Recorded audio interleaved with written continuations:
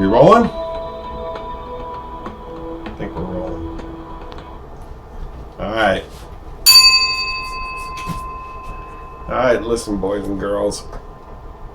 We're talking about the events leading up to and surrounding the termination of FBI Director Comey. Overview.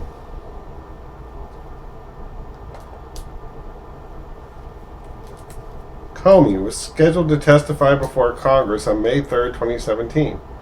Leading up to that testimony, the president continued to tell advisors that he wanted Comey to make public that the president was not under investigation. At the hearing, Comey declined to answer questions about the scope or subjects of the Russian investigation and did not state publicly that the president was not under investigation.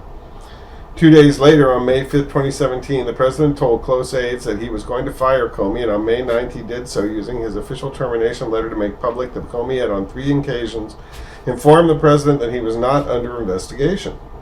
The president decided to fire Comey before receiving advice or recommendation from the Department of Justice, but he approved an initial public account of the termination that attributed it to a recommendation from the Department of Justice based on Comey's handling of the Clinton email investigation. After Deputy Attorney General Rod Rosenstein resisted attributing the firing to his recommendation, the president acknowledged that he intended to fire Comey regardless of the DOJ recommendation and was thinking of the Russia investigation when he made the decision. The president also told the Russian foreign minister, "I just fired the head of the FBI.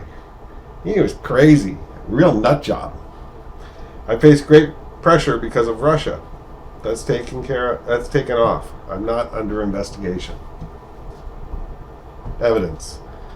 1. Comey testifies before the Senate Judiciary Committee and declines to answer questions about whether the president is under investigation. On May 3rd, 2017, Comey was scheduled to testify at an FBI oversight hearing before the Senate Judiciary Committee. McGahn recalled that in the week leading up to the hearing, the president said that it would be the last straw if Comey did not take the opportunity to set the record straight by publicly announcing that the president was not under investigation. The president previously told McGahn that the perception that the president was under investigation was hurting his ability to carry out his presidential duties and deal with foreign leaders.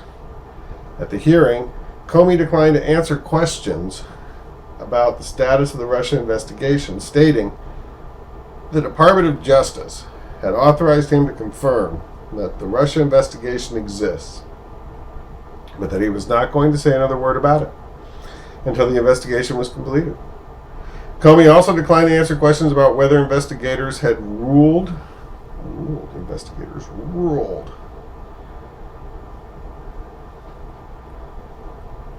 out anyone in the Trump campaign as potentially a target of the criminal investigation, including whether the FBI had ruled out the President of the United States. Comey was also asked at the hearing about his decision to announce 11 days before the presidential election that the FBI was reopening the Clinton email investigation. Comey stated that it made him mildly nauseous to think we might have had some impact on the election, but added that even in hindsight he would have made the same decision. He later repeated that he had no regrets how he handled the email investigation and believed he had done the right thing at each turn. In the afternoon, following Comey's testimony, the president met with McGahn, Sessions, and Sessions' Chief of Staff, Jody Hunt. At that meeting, the president asked McGahn how Comey had done in his testimony, and McGahn relayed that Comey had declined to answer questions about whether the president was under investigation. The president became very upset and directed his anger at Sessions. Quoting the notes written by Hunt, the president said, "This is terrible, Jeff. It's all because you're recused. AG is supposed to be the most important appointment. Kennedy appointed his brother. Obama appointed Holder. I appointed you, and you recused yourself. You left me on an island. I can't do anything." The president said that the recusal was unfair and that it was interfering with his ability to govern and undermining his authority with foreign leaders. Sessions responded that he had no choice but to recuse and it was mandatory rather than discretionary decision. Hunt recalled that Sessions also stated at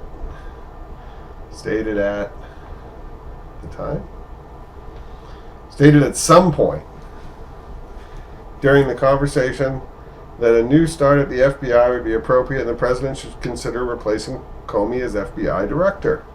According to Sessions, when the meeting concluded, it was clear the president was unhappy with Comey, but Sessions did not think the president made the decision to terminate Comey. Bannon recalled that the president brought Comey up to him at least 8 times on May 3rd and May 4th, 2017. According to Bannon, the president said the same thing each time. He told me 3 times I'm not under investigation. He's a showboater. He's a grandstander. I don't know any Russians. There was no collusion. Bannon told the president that he could not fire Comey because that ship had sailed.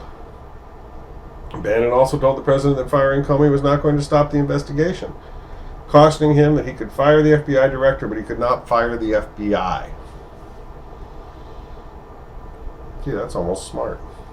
The president makes the decision to terminate Comey. The weekend following Comey's May 3rd, 2017 testimony, the president traveled to his resort in Bedminster, New Jersey.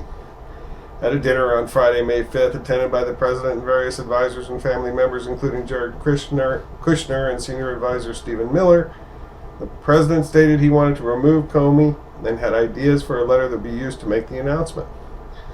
The president dictated arguments and specific language for the letter, and Miller took notes. As reflected in the notes, the president told Miller that the letter should start, "While I greatly appreciate you informing me that I am not under investigation concerning what I have often stated is a fabricated story on a Trump-Russia relationship pertaining to the 2016 presidential election, please be informed that I, and I believe the American public, including D's and R's, have lost faith in you as director of the FBI." Following the dinner, Miller prepared the termination letter based on those notes and research he conducted to support the president's arguments. Over the weekend, the president provided several rounds of edits on the draft letter. Miller said the president was adamant that he not tell anyone at the White House what they were preparing because the president was worried about leaks. In his discussion with Miller, the president made clear that he wanted the letter to open with a reference to him not being under investigation. Miller said he believed that fact was important to the president to show that Comey was not being terminated based on any such investigation. According to Miller, the president wanted to establish as a factual matter that Comey had been under a review period and did not have assurance from the president that he would be permitted to keep his job. The final version of the termination letter prepared by Miller and the president began in a way that closely tracked what the president had dictated to Miller at the May 5th dinner.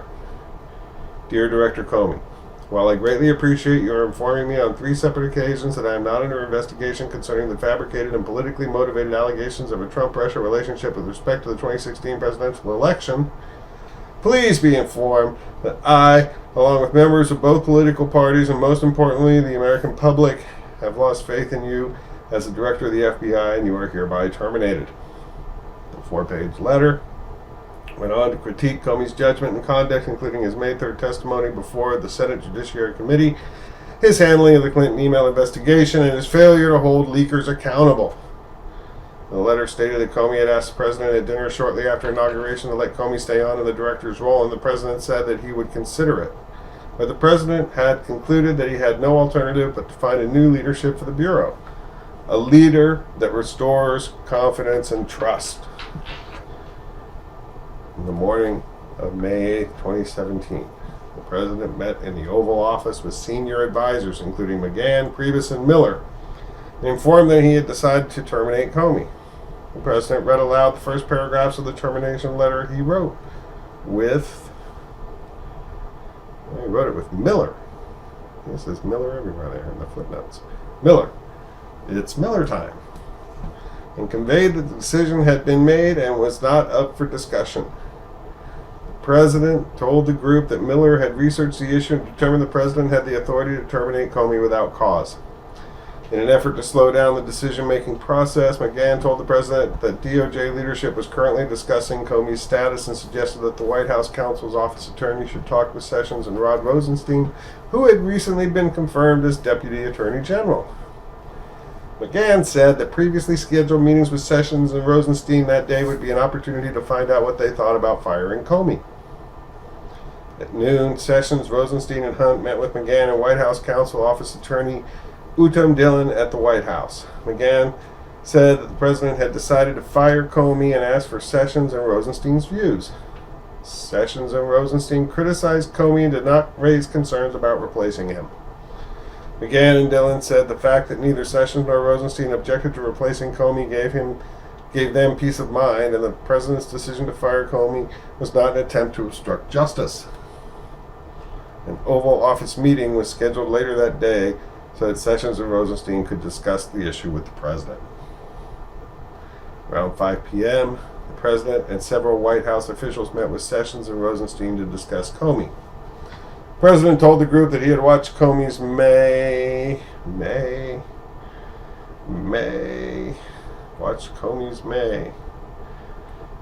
third testimony over the weekend and thought that something was not right with Comey. The president said that Comey should be removed and asked Sessions and Rosenstein for their views. Hunt, who was in the room, recalled that Sessions responded that he had previously announced that Comey be replaced. McGahn and Dillon said Rosenstein described his concerns about Comey's handling of the Clinton email investigation. The president then distributed copies of the termination letter he had drafted with Mueller, and the discussion turned to the mechanics of how to fire Comey and whether the president's letter should be used. McGahn and Dillon urged the president to permit Comey to resign, but the president was adamant that he be fired. The group discussed the possibility that Rosenstein and Sessions could provide a recommendation in writing that Comey should be removed. The president agreed and told Rosenstein to draft a memorandum, but he said he wanted to receive it first thing in the morning. Hunt's notes reflect that the president told Rosenstein to include in his recommendation and the fact that Comey had refused to confirm that the president was not personally under investigation. According to notes taken by a senior DOJ official of Rosenstein's description of the meeting with the president said, "Put the Russia stuff in the memo." Rosenstein responded that the Russia investigation was not the basis of his recommendation, so he did not think Russia should be mentioned. The president told Rosenstein he would appreciate it if Rosenstein put it in his letter anyway.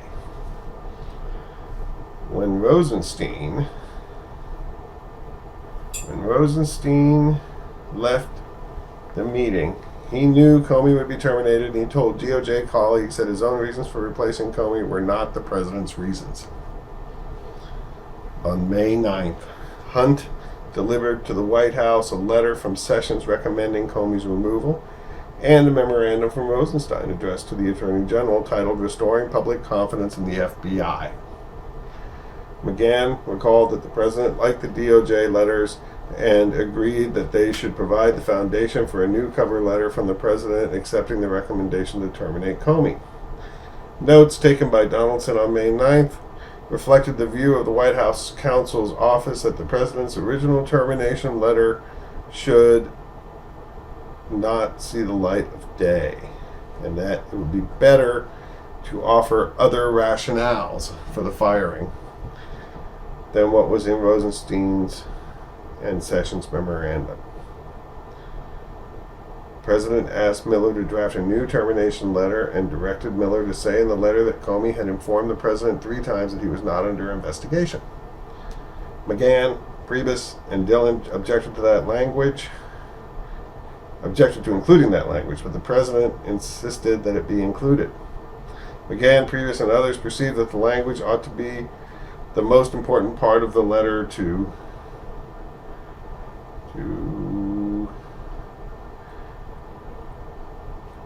the president. Dillon made a final pitch to the president that Comey should be permitted to resign, but the president refused. Around the time the president's letter was finalized, Priebus summoned Spicer and the press team to the Oval Office, where they were told that Comey had been terminated for the reasons stated in the letters by Rosenstein and Sessions. To announce Comey's termination, the White House released a statement which Priebus thought had been dictated by the president. In full, the statement read, "Today, President Donald J. Trump informed FBI Director James Comey that he had been terminated and removed from office. President Trump acted based on the clear recommendations of both Deputy Attorney General Rod Rosenstein and Attorney General Jeff Sessions." That evening, FBI Deputy Director Andrew McCabe was summoned to meet with the president at the White House. The president told McCabe that he had fired Comey because of the decisions Comey had made in the Clinton email investigation and for many other reasons. The president asked McCabe if he was aware that Comey had told the president 3 times that he is not under investigation. The president also asked McCabe whether many people in the FBI disliked Comey and whether McCabe was part of the resistance that had disagreed with Comey's decision in the Clinton investigation. McCabe told the president he knew Comey had told the president he was not under investigation, that most people in the FBI felt positively about Comey, and that McCabe worked very closely with Comey and was part of the decisions that have been made in the Clinton investigation.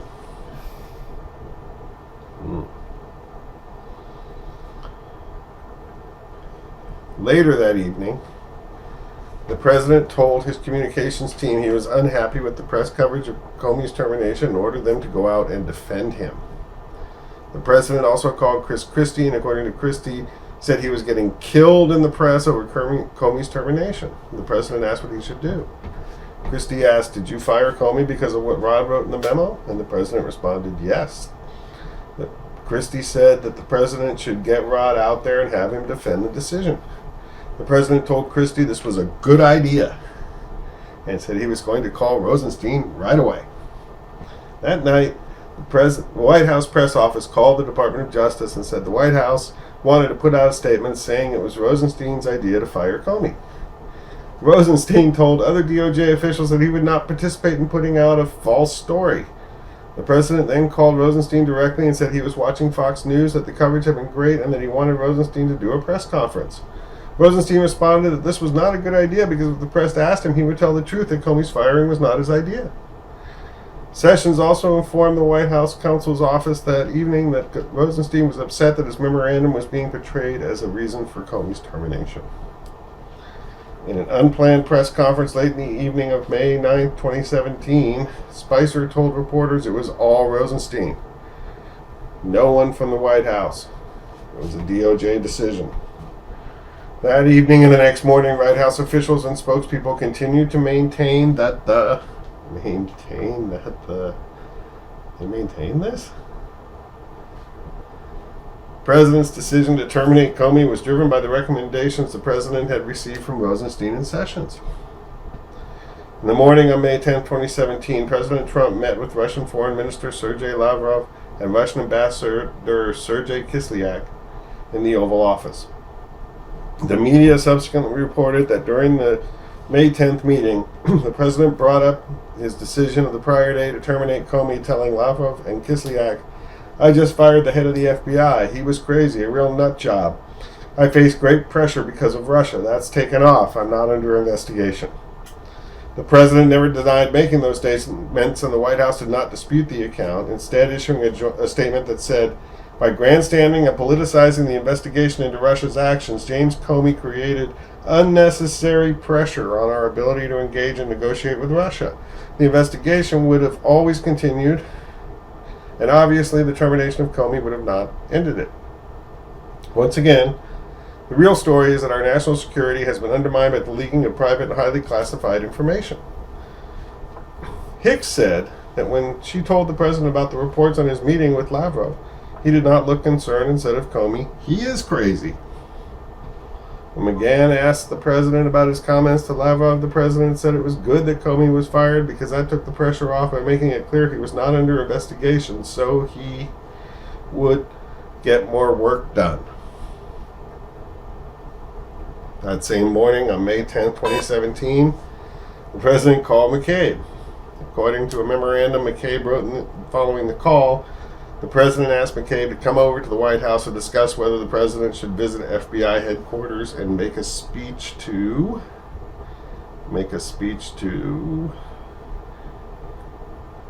employees. The president said he had received hundreds of messages from FBI employees indicating their support for terminating Comey.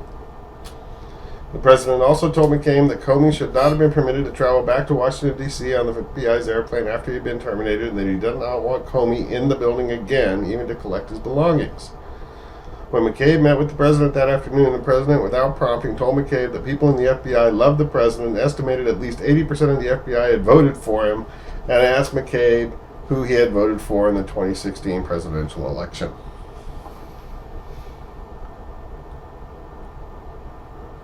In the afternoon of May 10, 2017, Deputy Press Secretary Sarah Sanders spoke to the president about his decision to fire Comey, and then spoke to reporters in a televised press conference. Sanders told reporters that the president, the Department of Justice, and bipartisan members of Congress had lost confidence in Comey. And most important, the rank and file of the FBI has lost confidence in their director. Accordingly, the president accepted the recommendation of his Deputy Attorney General to remove James Comey from his position. In response to questions from reporters, Sanders said that Rosenstein decided on his own to review Comey's performance and that Rosenstein decided on his own to come to the president last Monday, May 8th, to express his concerns about Comey. When a reporter indicated that the vast majority of FBI agents supported Comey, Sanders said, "Look, we've heard from countless members of the FBI that say very different things." Following the press conference, Sanders spoke to the president, who told her she did a good job and did not point out any inaccuracies in her comments. Sanders told this officer her reference to hearing from countless members of FBI was a slip of the tongue. She also recalled that her statements in a separate press interview that rank-and-file FBI agents had lost confidence in Comey was a comment she made in the heat of the moment that was not founded on anything. Also on May 10, 2017, Sessions and Rosenstein each spoke to McGahn and expressed concern that the White House was creating a narrative that Rosenstein had initiated the decision to fire Comey. The White House counsel's office agreed that it was factually wrong to say the Department of Justice had initiated Comey's termination. And McGahn asked attorneys in the White House counsel's office to work with the press office to correct the narrative. The next day, on May 11, 2017, the president participated in an interview with Lester Holt. The president told the White House counsel's office attorneys in advance of the interview that the communications team could not get the story right, so he was going on Lester Holt to say what really happened. During the interview, the president stated he made the decision to fire Comey before the president had met with Rosenstein and Sessions. The president told Holt, "I was going to fire regardless of recommendation. Rosenstein made a recommendation, but regardless of recommendation, I was going to fire Comey knowing there was no good time to do it." The president continued, "And in fact, when I decided to just do it, I said to myself, this Russia thing with Trump and Russia is a made-up story. It's an excuse by the Democrats for having lost an election that they should have won." In response to a question about whether he was angry with Comey about the Russia investigation, the president said, "As far as I'm concerned, I want that thing to be absolutely done properly." The president added that he realized his termination of Comey maybe will confuse people with the result that it may even lengthen out the investigation, but he had to do the right thing for the American people, and Comey was the wrong man for that position. The president described Comey as a showboat and a grandstander and said that the FBI had been in turmoil, said he wanted to have a really competent, capable director. The president affirmed that he expected the new FBI director to continue the Russia investigation. On the evening of May 11, 2017, following the Lester Holt interview, the president tweeted, "Russia must be laughing up their sleeves watching as the U.S. tears itself apart over a Democrat excuse for losing the election." That same day, the media reported the president had demanded Comey pledge his loyalty to the president in a private dinner shortly after being sworn in. Late in the morning of May 12, 2017, the president tweeted again the story that there was collusion between the Russians and Trump campaign was fabricated by Dems as an excuse for losing the election. The president also tweeted, "James Comey better hope there are no tapes of our conversation before he starts leaking to the press." When James Clapper himself and virtually everyone else with knowledge of the witch hunt says there is no collusion, when does it end? Analysis. In analyzing the president's decision to fire Comey, the following evidence is relevant to the elements of obstruction of justice. Obstructive act. The act of firing Comey removed the individual overseeing the FBI's Russia investigation. The president knew that Comey was personally involved in the investigation based on Comey's briefing of the Gang of Eight, Comey's March 20, 2017 public testimony about the investigation, and the president's one-on-one conversations with Comey. Firing Comey would qualify as an obstructive act if it had the natural and probable effect of interfering with or impeding the investigation. For example, if the termination would have the effect of delaying or disrupting the investigation and providing the president with the opportunity to appoint a director who would take a different approach to the investigation that the president perceived as more protective of his personal interests. Relevant circumstances bearing on that issue include whether the president's actions had the potential to discourage a successor director or other law enforcement officials in their conduct of the Russia investigation. The president fired Comey abruptly without offering him an opportunity to resign, banned him from the FBI building, and criticized him publicly, calling him a showboat and claiming that the FBI was in turmoil under his leadership. And the president followed the termination with public statements that were highly critical of the investigation. For example, 3 days after firing Comey, the president referred to the investigation as a witch hunt and asked, when does it end? Those actions had the potential to affect the successful director's conduct of the investigation. The anticipated effect of removing the FBI director, however, would not necessarily be to prevent or impede the FBI from continuing its investigation. As a general matter, FBI investigations run under the operational direction of FBI personnel levels below the FBI director. Bannon made a similar point when he told the president he could fire the FBI director but not fire the FBI. The White House issued a press statement the day after Comey was fired that said, the investigation would have always continued, and obviously the termination of Comey would not have ended it. In addition, in his May 11th interview with Lester Holt, the president stated that he understood when he made the decision to fire Comey that the action might prolong the investigation. And the president chose McCabe to serve as interim director, even though McCabe told the president he had worked very closely with Comey and was part of all the decisions made in the Clinton investigation. Nexus to a proceeding. B. The nexus element would be satisfied by evidence showing that a grand jury proceeding or criminal prosecution arising from an FBI investigation was objectively foreseeable and actually contemplated by the president when he terminated Comey. Several facts would be relevant to such a showing. At the time the president fired Comey, a grand jury had not begun to hear evidence related to the Russia investigation, and no grand jury subpoenas had been issued. On March 20th, 2017, however, Comey had announced that the FBI was investigating Russia's interference in the election, including an assessment of whether any crimes were committed. It is widely known that the FBI, as part of the Russia investigation, was investigating the hacking of the DNC's computers, a clear criminal offense. In addition, at the time the president fired Comey, evidence indicates that the president knew that Flynn was still under criminal investigation and could potentially be prosecuted, despite the president's February 14, 2017 request that Comey let Flynn go. On March 5, 2017, the White House counsel's office was informed that the FBI was asking for transition period records relating to Flynn, indicating that the FBI was still actively investigating him. The same day, the president told advisors he wanted to call Dana Boente, then the acting attorney general for the Russia investigation, to find out whether the White House or the president was being investigated. On March 31st, 2017, the president signaled his awareness that Flynn remained in legal jeopardy by tweeting that Mike Flynn should ask for immunity before he agreed to provide testimony to the FBI or Congress. And in late March or early April, the president asked McFarland to pass a message to Flynn telling him that the president felt bad for him and that he should stay strong, further demonstrating the president's awareness of Flynn's criminal exposure. C. Intent. Substantial evidence indicates that the catalyst for the president's decision to fire Comey was Comey's unwillingness to publicly state that the president was not personally under investigation, despite the president's repeated requests that Comey make such an announcement.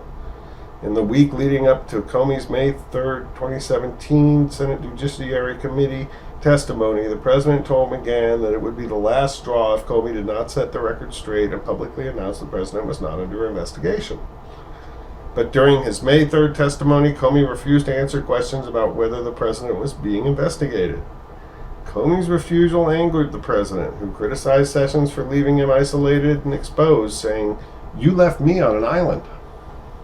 2 days later, the president told advisors he had decided to fire Comey and dictated a letter to Stephen Miller that began with a reference to the fact the president was not being investigated.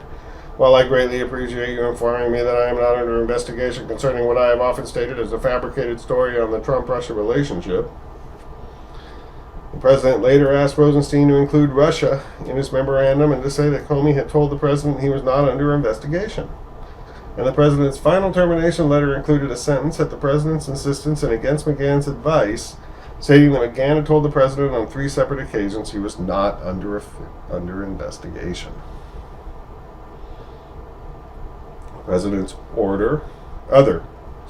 president's other stated rationales for why he fired Comey are not similarly supported by the evidence. The termination letter the President and Stephen Mueller prepared in the Bedminster cited Comey's handling of the Clinton email investigation, and the President told McCabe he fired Comey for that reason. But the facts surrounding Comey's handling of the Clinton email investigation were well known to the President at the time he assumed office, and the President made it clear to both Comey and the President's senior staff in early 2017 that he wanted Comey to stay on as director. And Rosenstein articulated his criticism of Comey's handling of the Clinton investigation after the President had already decided to fire Comey. The President's draft termination letter also stated that morale in the FBI was at an all-time low, and Sanders told the press after Comey's termination that the White House had heard from countless FBI agents who had lost confidence in Comey. But the evidence does not support those claims. The President told Comey at their January 27th dinner that the people of the FBI really liked him. No evidence suggests that the President heard otherwise before deciding to terminate Comey. And Sanders acknowledged to investigators that her comments were not founded on anything. We also considered why it was important to the President that Comey announced publicly that he was not under investigation. Some evidence indicates the President believed that the erroneous perception that he was under investigation harmed his ability to manage domestic and foreign affairs, particularly in dealings with Russia. The President told Comey that the cloud of this Russia business was making it difficult to run the country. The President told Sessions and McGahn that foreign leaders had expressed sympathy to him for being under investigation, that the perception he was under investigation was hurting his ability to address foreign relations issues.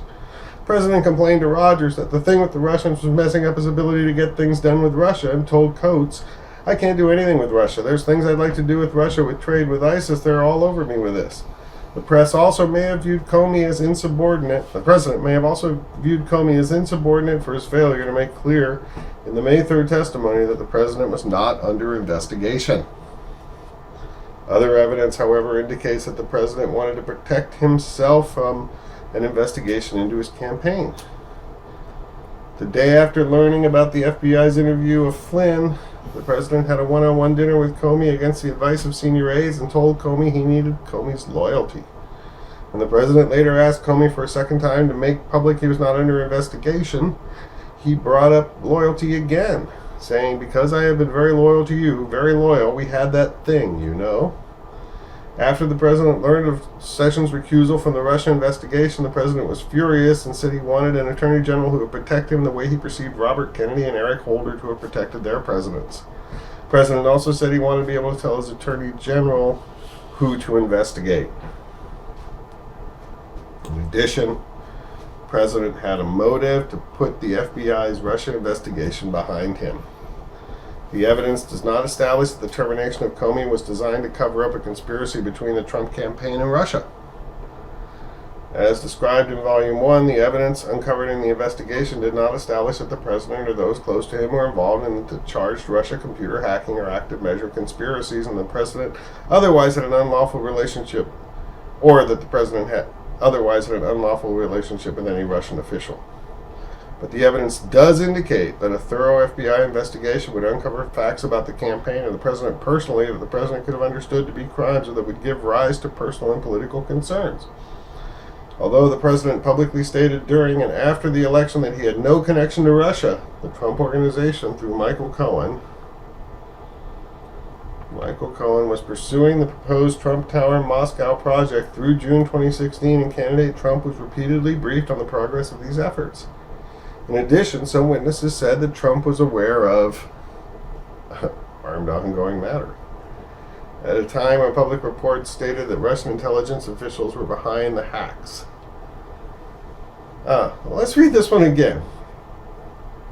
In addition, some witnesses said that Trump was aware of maybe hacks at a time when public reports stated Russian intelligence officials were behind the hacks. Okay, some kind of hack. And that Trump privately sought information about future WikiLeaks releases. I think that's homey. More broadly, multiple witnesses described the President's preoccupation with press coverage of the Russian investigation and his persistent concern that it raised questions about the legitimacy of his election. Finally, the President and White House aides initially advanced a pretextual reason to the press and to the public for Comey's termination. In the immediate aftermath of the firing, the president dictated a press statement suggesting that he had acted based on the DOJ recommendations, and the White House press officials repeated that story. But the president had decided to fire Comey before the White House solicited those recommendations. Although the president ultimately acknowledged that he was going to fire Comey regardless of the Department of Justice's recommendations, he did so only after DOJ officials made it clear to him that they would resist the White House's suggestion that they had prompted the process that led to Comey's termination. The initial reliance on pretextual justification could support an inference that the president had concerns about providing the real reason for the firing, although the evidence does not resolve whether those concerns were personal, political, or both. And that's it. That's a mouthful.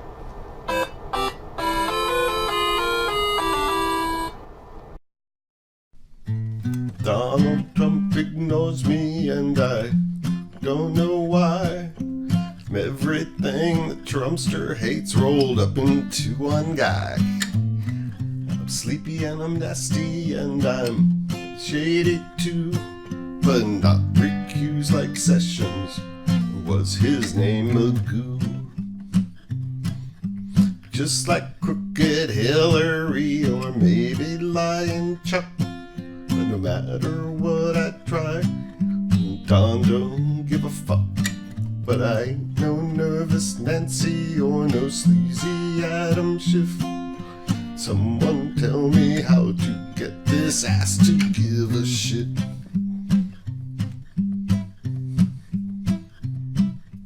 I'm all for higher taxes and I'm all for higher crime. Think cheating Obama did the job just mighty fine. I like crazy Bernie, I like Pocahontas too. Just like Dickie Durbin, I ain't your mama's fool.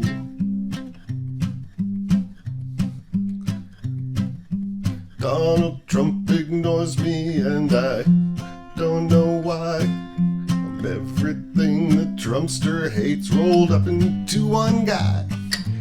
Lying, leaking, heartless, slimeball, slippery, sanctimonious,